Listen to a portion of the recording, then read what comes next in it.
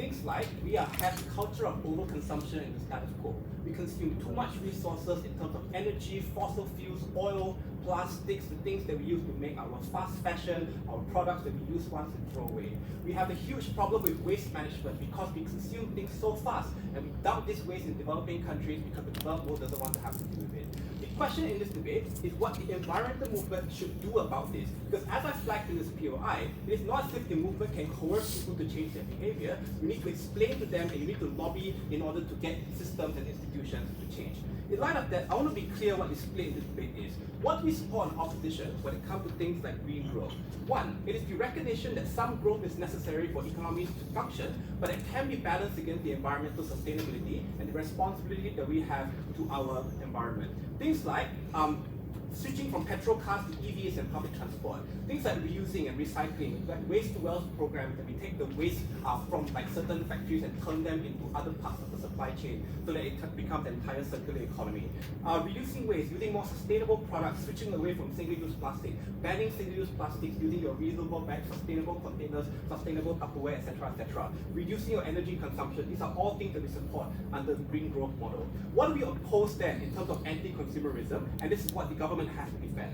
One, it is actively shaming consumers for buying stuff from places like Timo and Shein, using it once and throwing away. Two, actively calling out corporations for things like deceptive advertising, greenwashing, and what have you. Three, it is lobbying against development programs, things that could bring economic benefit towards communities, but they have to oppose it because it promotes the culture of consumerism and therefore necessarily opposes the economic growth that these communities could kind of support. In that context, I think I want to clarify one big thing. The first is that growth is necessary, whether the government bench likes it or not. Government and policymakers like growth because growth provides jobs, provides income, provides tax revenue. So when you open a new factory, you hire people in that community, you give them money, that factory generates tax revenue that goes back to the government that the government can use to fund welfare, infrastructure projects, and the like. So growth is very popular among policymakers and politicians. It is also popular around corporations that need to continue making revenue, like profits for their shareholders, right? So they need to have growth, they need to keep expanding in order to continue to generate revenue. Finally, growth is necessary for communities as well, because you don't want to stay like at this, job band forever. You eventually want to upskill yourself, upgrade yourself, get a bigger car, get a bigger house, for example. And these are all things that require growth, because without growth, there isn't that additional income coming in. It's impossible for you to get out of the place that you're in right now. So while overconsumption is a problem, as I flagged in my introduction, in terms of resources and waste that's produced, the question of this debate is how best can the environmental movement utilize the limited resources in order to get the best outcome for the environment. In that context, opposition says systems needs to change. I'll take you later. We need the buy-in of institutional actors. We want this entire economy, governance, and corporations to change. Let's give you a number of reasons as to why they're likely to support you in opposition, but not in gov. Firstly, in terms of governments, we say that climate change is an existential threat. Constituencies are likely to care. When your rubbish dump is beside your community, like fishermen are not being able to catch fish anymore. When Hurricane Helena and Malcolm is destroying Florida, property, and all kinds of job security that comes with it. With air pollution, you have transboundary haze in ASEAN because Indonesia has open burning, and like the ASEAN as a bloc can't really do anything about it. All these things directly bring direct impacts to the community and the lives of people, and when they complain to governments, when governments pass policy to do things about this, it is something that's very, very popular. That is why green growth policies are popular. Things like banning plastic straws, banning plastic bags, rationalizing fuel subsidies, forcing companies to disclose their emissions and stuff, are all policies that are likely to be passed on the our side of the house, but not into antagonized states. I'll flash that one a bit. Secondly, in terms of talking about businesses, I think there's three incentives for businesses to change. The first is that their reputation to go green. Tapping into the millennial market that is increasingly conscious about the climate and their environmental footprint, the carbon footprint. These people are likely to buy sustainable goods, and corporations that support green growth and promote green products are likely to get their support. And obviously, if they don't support growth, then there's no products to be bought on the other side. Second, regulations. ESG disclosures that are required. Bursa Malaysia and the FTSE4Good Index have required companies to disclose their carbon emission and their ESG reports if they want to continue having their stocks and their shares being traded on the Bursa Exchange. What this means is that in order for them to access the Bursa Exchange and I guess the EU market as well, all the EU regulation, they need to disclose these things. They need to show how they're changing positively in terms of their environmental footprint, in terms of equitable representation on the board, etc., which are all regulatory incentives for them to tap in. The last thing is because of public pressure. We have call-outs of H&M being greenwashed, for example. This hurts the bottom line of businesses. It's also an incentive for them them to change. Lastly, I want to talk about the general public. I think just quite simply, we want to consume stuff. We buy stuff from Shopee. We just buy things because it brings us personal utility. We want to wear a new suit because it makes us look good and stuff. These are things that why people want to consume stuff. Secondly, they want to feel like there's I can't read what I wrote here. But the last thing is that this general public may not necessarily have other alternatives or other options. If sustainable products are not available in the area, for example, or they don't necessarily understand things, it is not likely that they will be able to switch if they want to switch, but they may not have the option to switch over on the other side. Before I flash out the comparative, I'll take a few if you have one. No? Alright, what's the comparative? Why do we think that anti-consumerism and degrowth economics are going to be very, very unpopular? Because economic growth creates jobs and income. It drives businesses and profits and makes individuals feel good. That side of the house that says that consuming is bad means you have to oppose policies that promote growth, which means you don't get the support of policymakers and businesses because they support growth, they want growth, and you telling them that growth is a bad thing and inherently something that we should oppose means it's less likely they want to listen to you and all the expertise and the policies that you want to support.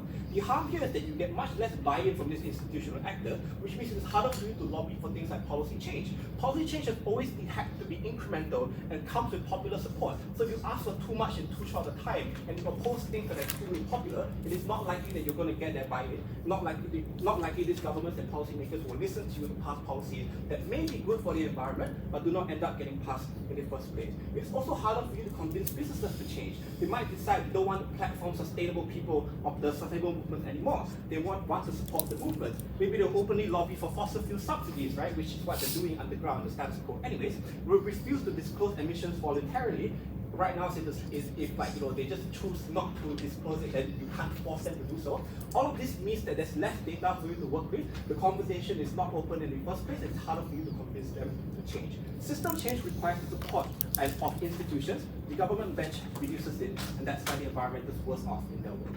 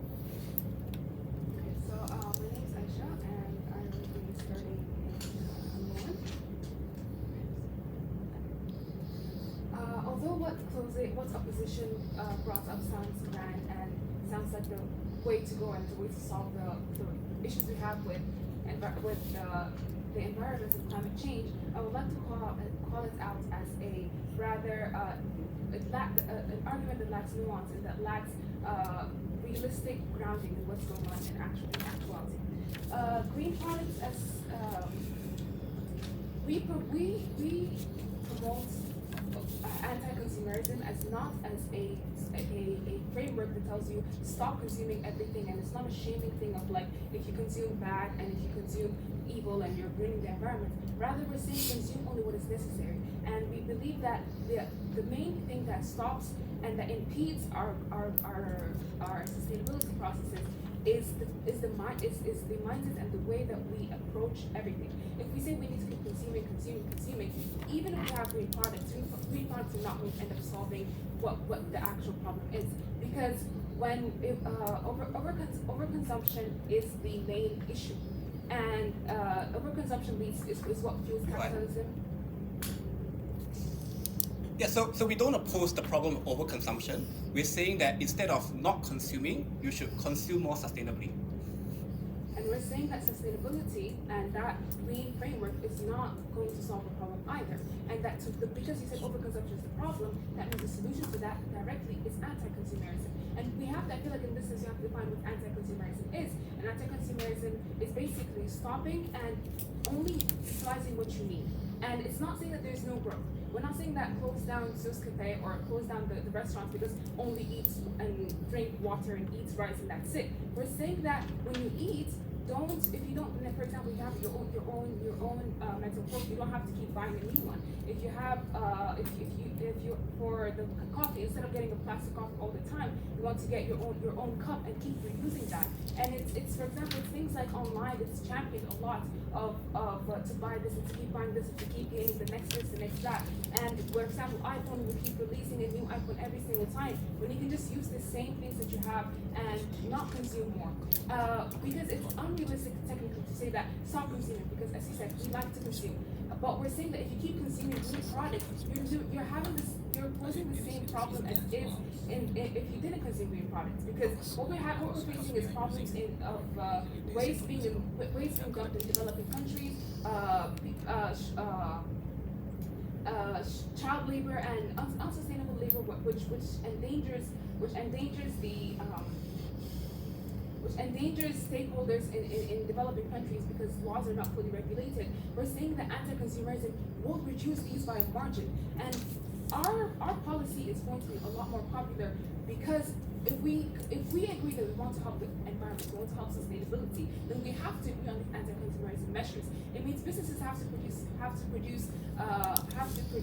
products that only help people and not products that will invent a new problem and then make a solution for it. We have examples of people spraying a certain spray on their face to find out that they have to scrub something off, or just extra stuff that is not necessary. Those stuff can be eradicated and cut by half, and that is what will solve the issue of problems in the environment. We also like to compare that green products are easily hijacked by bad actors because we're not addressing the main problem, that there is a level of overconsumption, and as long as green products are the popular and trendy thing, bad actors will hop on this trend and they will produce things in a not green manner that does endanger the whole process. Which is why we believe our side is more viable for this in this measure or in this regard, because bad actors can't say, oh, consume less, and they can't come and hijack these labels. It's very easy to label something as green or natural, and those things are not necessarily good for your health or good for your self, but they just put a label on it that doesn't match the goals of having a good environment in the end. And ultimately, as I've mentioned multiple times, I'm just overemphasizing it again, that the real problem is not the product itself. It's the fact that we keep consuming and we keep consuming. So as long as we have a culture that forgives overconsumption or that promotes overconsumption and does not do something to mitigate the real cause, then we will always have these climate issues.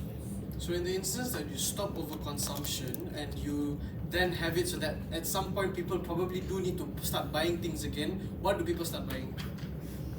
Anti-consumerism does not say no consumption, and I think that's the biggest misconception we have here. Anti-consumerism is saying consume less. Therefore, people will always be consuming, but at a lesser rate. Instead of buying a new bag for every new semester, or the newest release, the newest model, the newest this, the newest that, you want to slow down that process, and you want to make it so you only buy when your things have been damaged or when you need to replace something. And even when you replace something, you want to replace them with something that may be secondhand. For example, if you have clothes, instead of buying new clothes and going to waste that, you want to reuse those stuff. And it's all about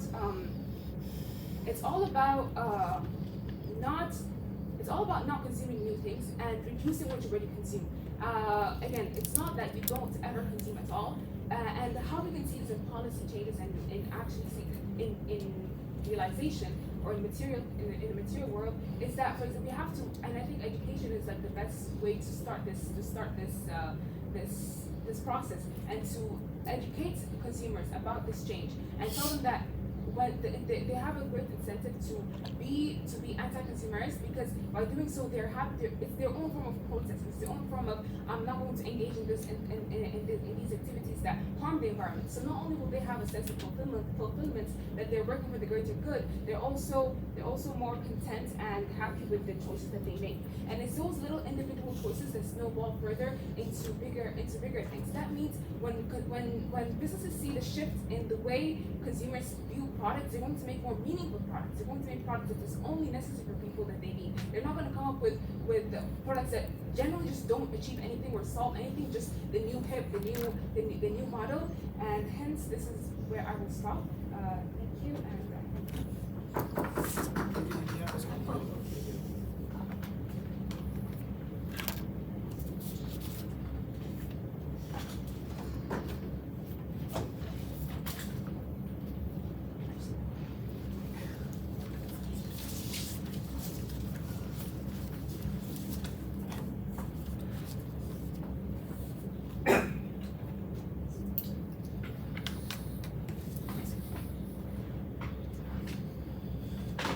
Let's be clear in this debate.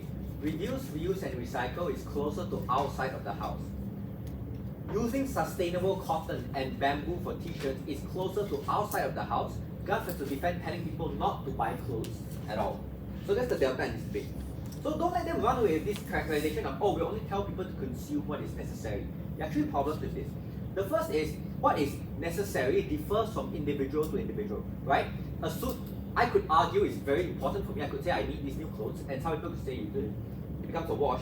But secondly, in order for any of Gov's anti-consumerism benefits to work, they have to be widespread.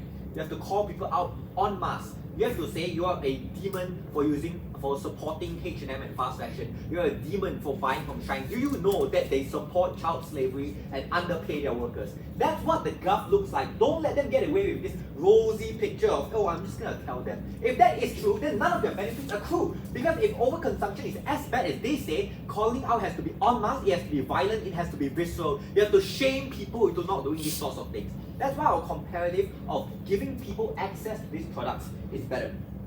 But thirdly, I don't even have to prove that people will call them out en masse, right? Just the few bad actors who call out the narrative and hijack it would mean that the movement gets a bad name. A few people who wrongly call out people for using Shine. Maybe this person is a single mom with 8 kids, right? That person has no choice but to support fast fashion. Just take one bad actor like this and the environmental movement takes a bad name. That's why the comparison is a lot worse under Gov. The first thing I want to analyze in this speech is the issue of the environment and who we should actually blame.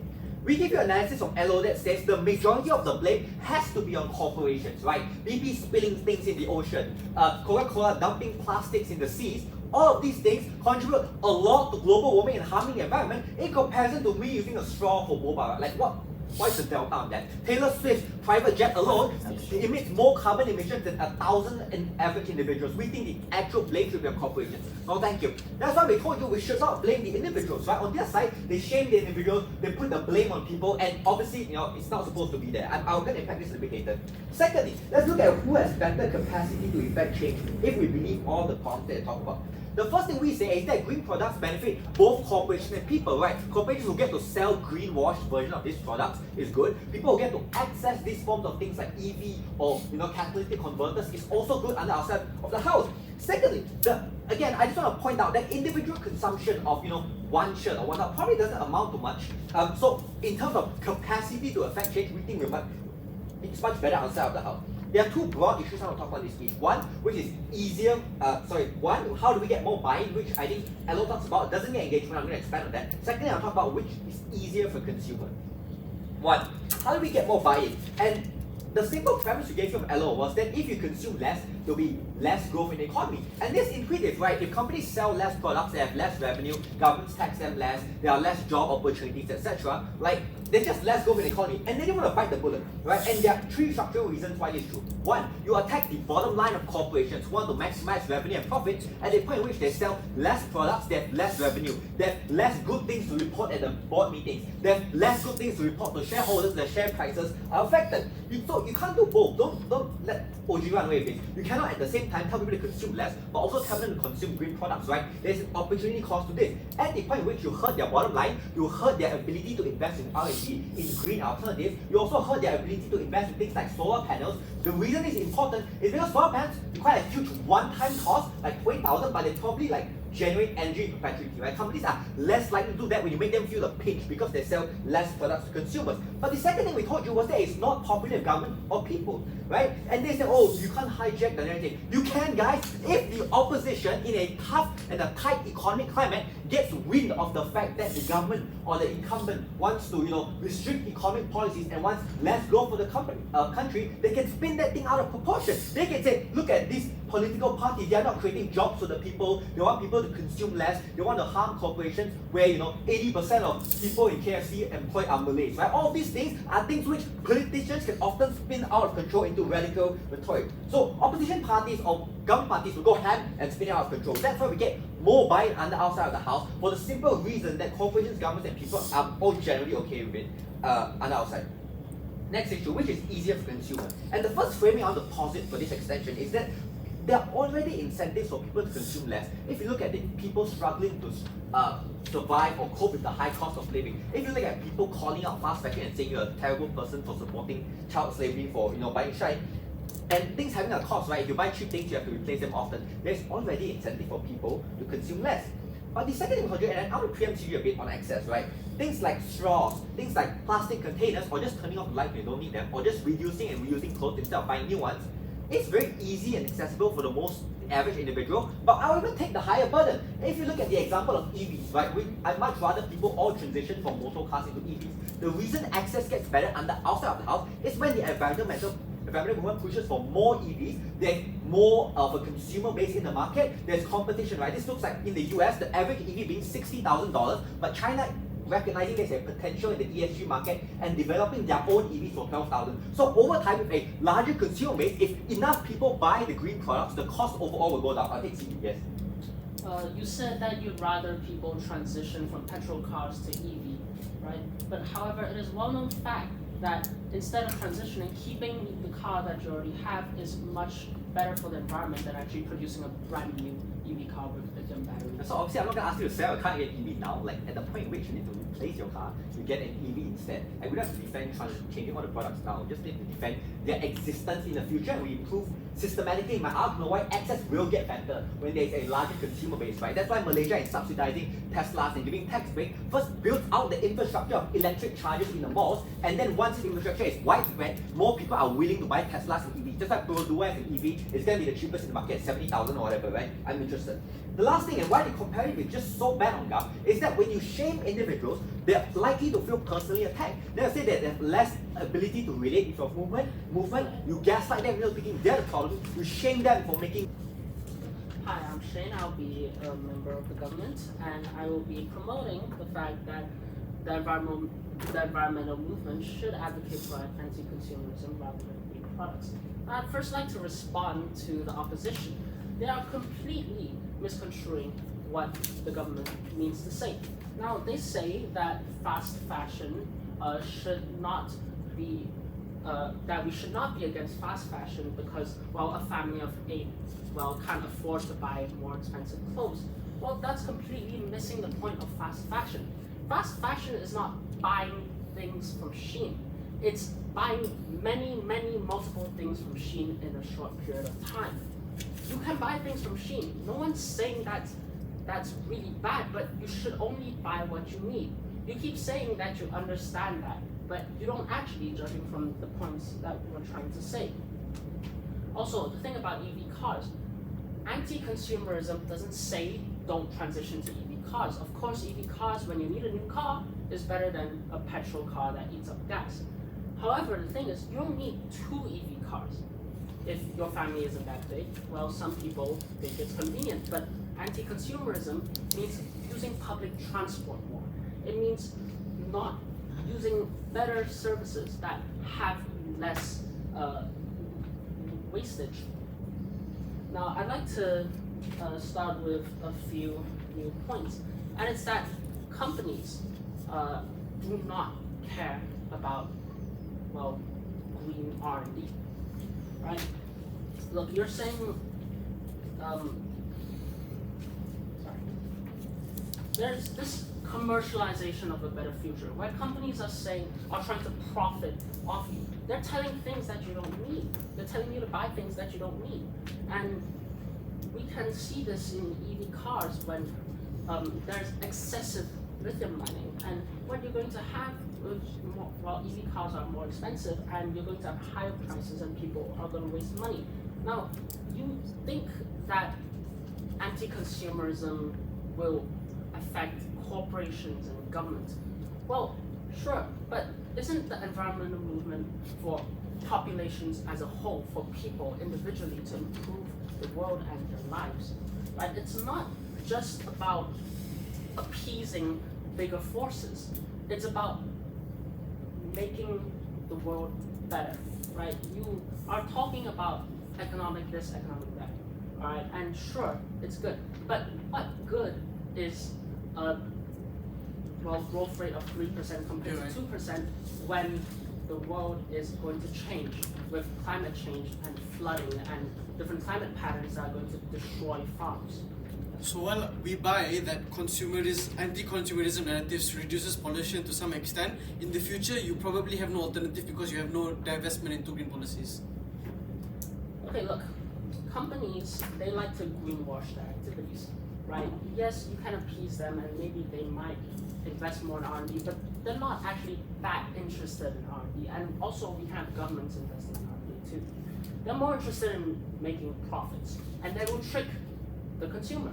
They will trick you into thinking with their marketing that you're actually helping the world when you are using something that you don't need. Now, when I say you don't need multiple of the same green things. You can have a few that is enough to help you. Sure, maybe it might take a hit on your convenience, but in terms of quality of life, it doesn't actually affect it that much. Now, about green products. Having that thing that you don't need is worse than not having anything at all. I mean, not having that thing at all, right? You know, factories, the individual product itself might not create as much emissions, but the production of that product still does, right? Factories, energy required to make all these things still, yeah. Yeah, so again, we don't disagree with the problem of overconsumption. It is a question of getting people to change. How do you sell degrowth economics to politicians and businesses in your world? Well, you sell it from getting the popular support, right? You are not targeting the corporations and politicians here. You are targeting the individual person who wants to make the world better. They need to understand that these goals can change the world, and in return, right, corporations will want to appease the people. Governments will want to appease the people for their vote. And EV cars, they will use up a lot of energy. And we can look at soybean production too, right? People say that cattle farming does cause a lot of emissions, but actually you're greenwashing. But soybeans take up more space than cattle farming actually. And we're seeing massive deforestation in South America. And this leads to destruction of biodiversity and climate change. Look, there will be a cost, and we can all agree that there will be a cost on the economy. But what's bigger? The relocation of millions, perhaps billions of people into different areas where they have to get a new house, a new car, and you need many more facilities, versus a small change in their quality of life. Because that is the threat of climate change, and it seems that the opposition doesn't understand that. Also, the thing about recycling, which the opposition mentioned, that there needs to be more promotion of recycling. Well, I don't want to be a skeptic, but it seems that our world actually recycles a lot, but there's only so much you can recycle. There's only so many times you can recycle, and we know that if consumption continually grows, like what you said, recycling cannot keep up, and in the end, you will create more wastage than you have to.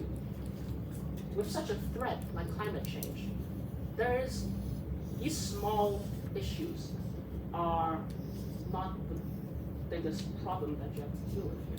You have to look at the bigger picture, which is what I think the opposition lacks. Thank you. Well, we got to continue to closing cases, quite a member of opposition.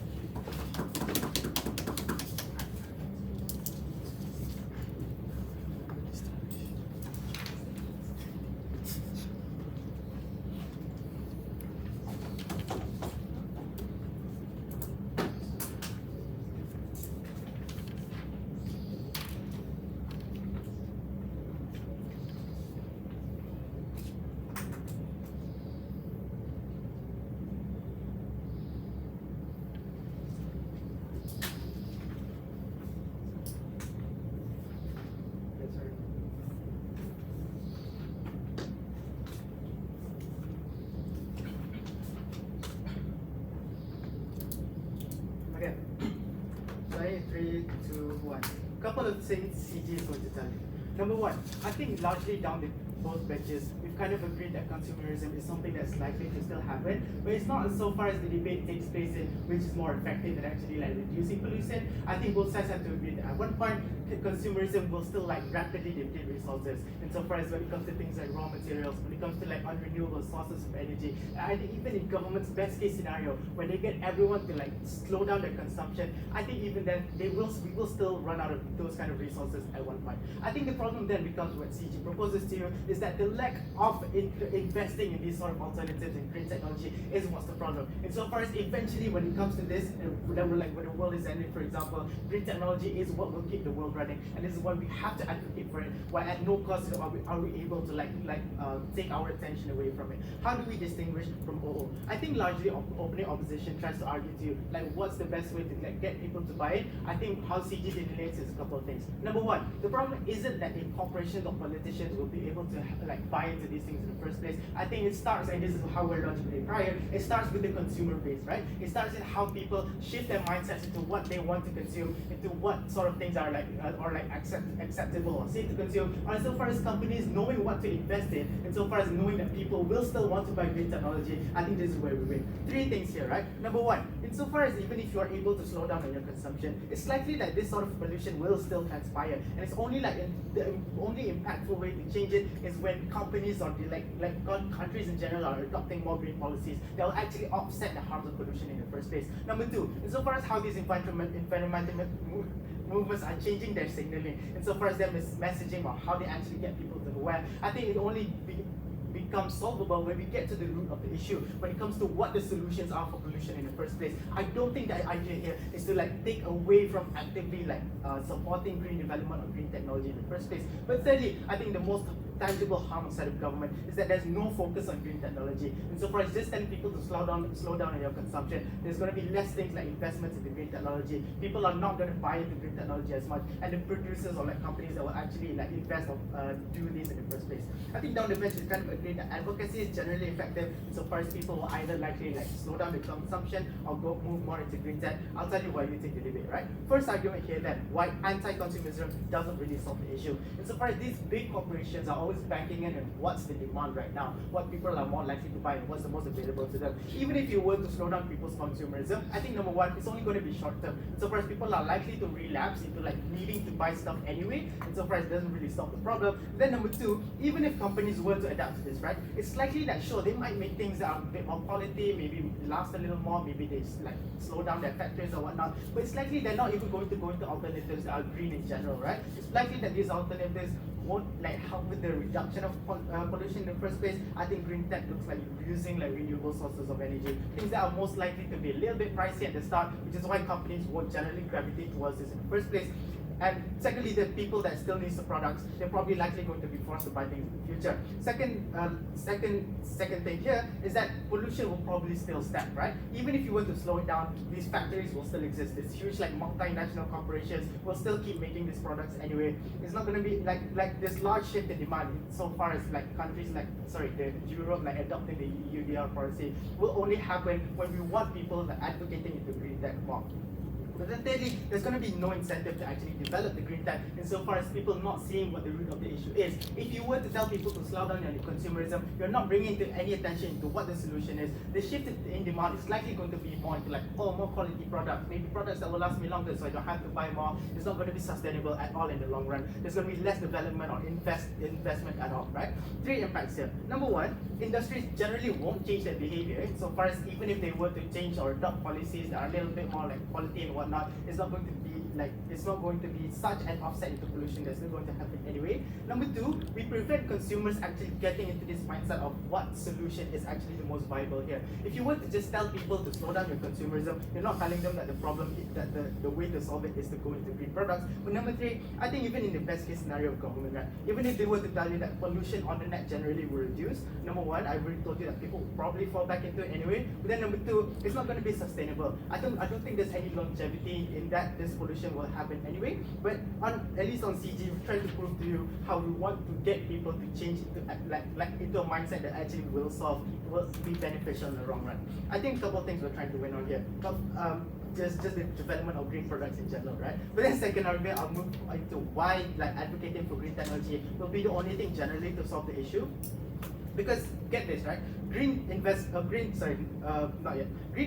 right now are at an all-time high, and I think this is the crucial point in time where we have to keep advocating into this because the lack thereof will only make it collapse, right? Couple things like companies like starting to adopt more like carbon emission-friendly policies, like greener policies, things like governments actually wanting to being incentivized into doing this because of the fact that people now have a demand for green technology. But then thirdly, just a general gradual acceptance of buying into green technology itself, because people are now starting to realize the issue is that we have to curb this in a way, right? Two problems here. Number one, it's not happening fast enough, and I think this boom in this development of green technology will only happen when you actually start to divest into it. But then number two, this will only happen through advocacy, right? Because generally the societal perception is that there's not going to be any shift in demand when you don't tell people what you need to do. I think OO's case was generally contingent on society adapting, but we tell you how we fill in the missing link, how we tell you we shift the perception into actually opting into green things. Because the only way industries will change is when the consumers themselves buy in. They tell these people what they want and why they won't buy that stuff any longer. They're not going to be green, right? Three impacts here. Number one, I think generally CG's impacts are just more solution oriented insofar as we're better prepared into how we actually want to tackle things going bad in the future, in that even if people were consumeristic in their ideals, at least they will be consumeristic in green technology, right? But then number two, we actually invest money, or companies will actually invest, we will get companies to invest into money into things that actually offset the pollution, right? But then second thing here is that anti-consumerism is incredibly hard insofar as people aren't able to opt into it because they don't have a choice. But just companies that are already giant, it's not likely going to shut down their operations and whatnot. The only way we get a shift in demand is when we tell the people that green technology is the only way to go. And I think even in the worst case, at least we have some level of awareness that happens on our side because we know green technology is the only viable solution. Thank you for your position. Let's call Godfrey to the case. Thank you.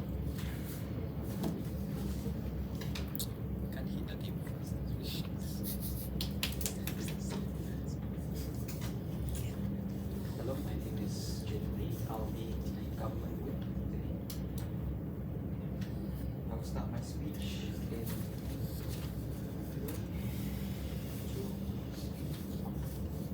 Okay, before I start by rebutting the opposition's points, I would first like to state 2 facts that I'm not sure that either side know. Did you know that Lunchables, which is that food brand that a lot of children way back in the 1990s, I believe, often eat those microwavable, I wasn't sure it was microwavable, but those food, packaged food that a lot of people eat. Did you know that they contain large amounts of lead in it? Not only that, did you know that the corporation Kellogg's have completely monopolized the entire breakfast industry by stating that breakfast is indeed the best meal for you in the day? Did you know that that is completely falsified information, that is completely fabricated by Kellogg's themselves? And you want to know why I'm stating these 2 facts? Well, the main thing is that I want to posit the notion that corporations do not care about the people. That is the main thing I want to bring up first. I want to state that governments do not care about the people. So now I will go into the rebuttals. First, by the opening opposition. They state that green policies can be done by advocating for green products. No? I believe that yeah, that can be done, but green policies have already been attempted. No?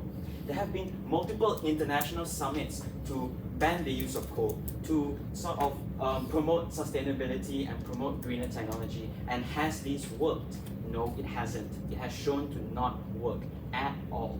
Okay, we have not decreased coal emissions at all. We have not decreased our global temperature rise average at all. Okay, now I'd like to review the next point on how it makes it easier to lobby for climate change or policy change in general. I would like to state the contrary, how this actually does the complete opposite, how actually anti-consumerism makes it easier to lobby. Okay, using the term, the customer is always right. People speak with their wallets by doing anti-consumerism, no? By not purchasing a certain amount of products, the corporation will see that there is a drop in profits. And that will cause them to make a change, to produce better products, to produce better quality products. And that is what we want. Green products does not necessarily mean better products. Better products and better quality products also have the ability to have a more beneficial impact towards the environment. I would rather take one public transportation, one tram, one LRT, one MRT over 14 EVs, because the environmental impact of that one train is much lower than the environmental impact of 14 EVs.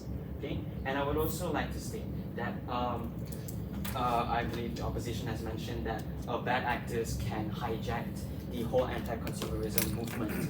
I would also like to state the contrary on how bad actors can also hijack the green product movement. No? For example, as my previous colleague has spoken about how corporations have the ability to monopolize from an antitrust and sort of commercialize the whole green movement and environmental movement in general by increasing the prices for certain green products that are needed for different peoples to live or to build a better community. You're sort of, if you will, having people pay to build a better future for themselves. I would accept the argument. Any kind of technology or efforts to increase access to green products requires support from those corporations in the first place. Given we've proven that people want to consume more, how can you convince them to consume less? I would say that the main way I would convince them to consume less is by stating the impact of their consumption. I believe that, well, yes, there are not a lot of people that tend to listen to a lot of environmental campaigns in general nowadays. I do believe that that is the most efficient method, and that is one of the main ways we can do it. Another way of doing it is, as I have mentioned, speaking with your wallets. Boycotting different corporations can help send a message to them, and that is the main practice of anti-consumerism, by purchasing what is only needed and by abstaining from purchasing what is not needed. That is the main concept of anti-consumerism. Okay, and continuing to what I said, to rebut the point about how bad actors can hijack the whole anti-consumerism movement by means of racial leaders using it as impetus to boycott certain products that aren't in line with their views. I would have to say this is kind of moving the goalpost a little, because you're stating a whole nother topic, and you're stating how the effects of certain racial tensions can have on consumerism in general. That is not stating, and that's not related to the actual point about green product and green product manufacturing and its opposition towards anti-consumerism. And moving on to my next point, I would have to say that green tech is not the only way. There is multiple different ways. The opposition has constantly mentioned about how, green technology, green products are the end-all be-all for our environment. Without green technology, without green products, our environment will sure to be dead. I believe this is false, this is incorrect, and this is a red herring meant to sort of assuage the population towards purchasing green products. I believe that by purchasing better quality and longer lasting products, we are able to build a better environment because we will be spending less. We will be spending less resources, spending less income, spending less of our much coveted funds towards these green technology developments when there are much more efficient ways towards building a more sustainable and more eco-friendly future.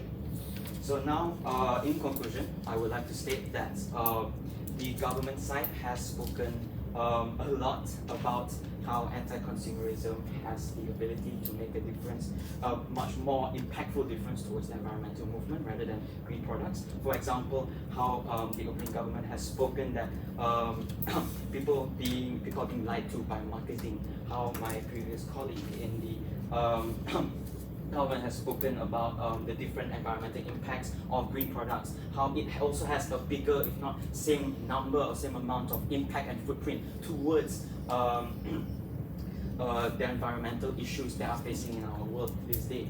So with that, I would like to conclude by saying I have never been more happier or more supportive of the notion of government. Thank you.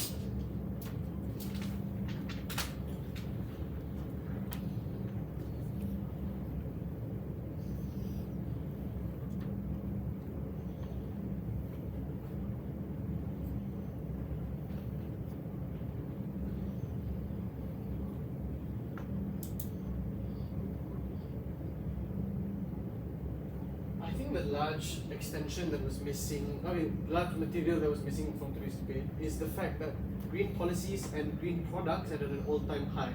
So while to a certain extent OO does tell you that green policies are something that are going to be changed and like greener initiatives are going to be handled by these companies, that doesn't really have any relation as to how green products are going to be developed, which is what the motion tells you.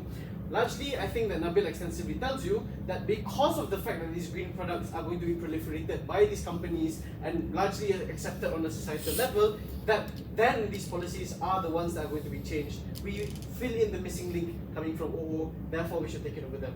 But before that, few key pieces of housekeeping. Firstly, why is it likely that something will be accepted or not? I think that OO to a large extent tells you that the likelihood of acceptance is quite high when things like shareholders, businesses being inclined to buy into things like this being something that is very likely when there is like UDR policies, all of these green initiatives that are happening. However, the likelihood of acceptance on a societal scale is largely missing within OO's contention. What does this mean? When Nabil tells you that people necessarily need something to turn on to when there is absence of consumerist values, that means that there are the pushing and advocacy for these products is something that will initially develop the industries as a whole to produce more of these products or on the net. So what that means that in the eventuality of things is essentially the people will have something that they're going to be able to buy into. Necessarily, when there are green products that exist, absent of what OG and CG tell you, there's going to be something that they're going to be able to buy into when like consumerism, eventually they'll have to fall back into it. Like when OO points out, necessarily when there is a mom that has trying to maintain like her children, clothes, etc., they're going to need something to turn on to. We provide the initiative, we provide that alternative necessarily then. Secondly, on longevity, I think that the opposition bench as a whole is the only one to future-proof this debate, i.e. we tell you how exactly in the future that there is something that you can essentially turn on to. So, based on those two housekeeping in of itself, I think this is an bench win.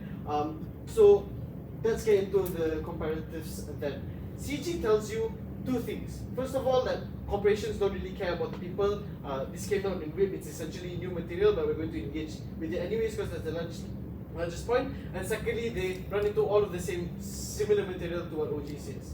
So the reality is that the corporations don't necessarily do not care about whatever these people are doing. They probably do care to a certain extent, which is why whenever consumers shift whatever they're doing, the corporations will probably follow whatever the consumers are trying to put into. So when Nabil tells you that this is the important thing is that necessarily you have it so that these people care about the environment more, because you make them realize that the world is ending. You make them realize that all of these like consumerist values are things that are short term, and you need to have things that necessarily allow you to have future generations carry on. This is the key mechanism which necessarily takes us over OO and takes us over CG.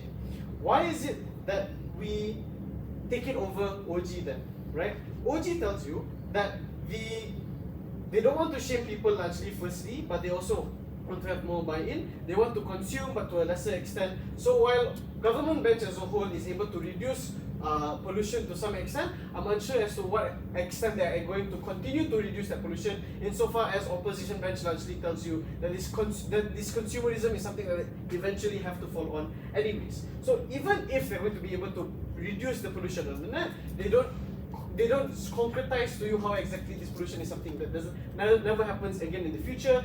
Pollution is probably something that still happens. Nabil tells you how exactly pollution is only going to be able to be reduced under CO, insofar as you have all of these different things by virtue of like anti-consumerism, pro-green product policies happening therefore. But yeah, be right. CO is saying that the only solution to addressing the environmental problem is by adopting green policies.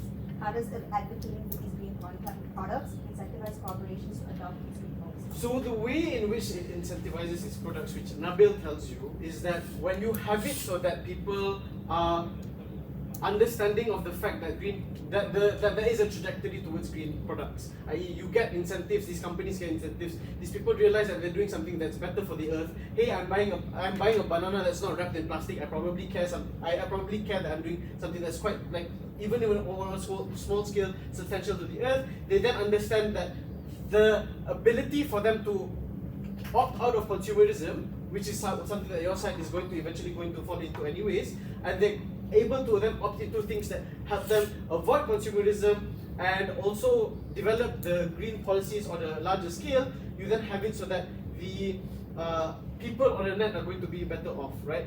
So we've told you extensively how, first of all, everything on government is short term because they have no alternative to turn to. We secondly told you that companies won't turn to anything that is green necessarily because the people that still use the product will need something to rely on something in the future. And thirdly, there is no incentive to develop green tech on government as a whole. So based on that in and of itself, we take out government bench. Why is it that we take out OO then? OO talks about pre-existing circumstances influencing change. We tell you how this advocacy changes this perspective. Insofar as people necessarily look towards a trend being changed, i.e. if there is advocacy towards green policies, because social movements inherently are the ones that are going to be fomenting this change. We can look at the feminist movement. We can look at all of these like 4B movement in Korea, etc. All of these movements largely change societal perspective. Insofar as advocacy for green movements are going towards something that has a positive change, it's likely that people are going to be following suit. So when you show people that there is an alternative that they can turn to,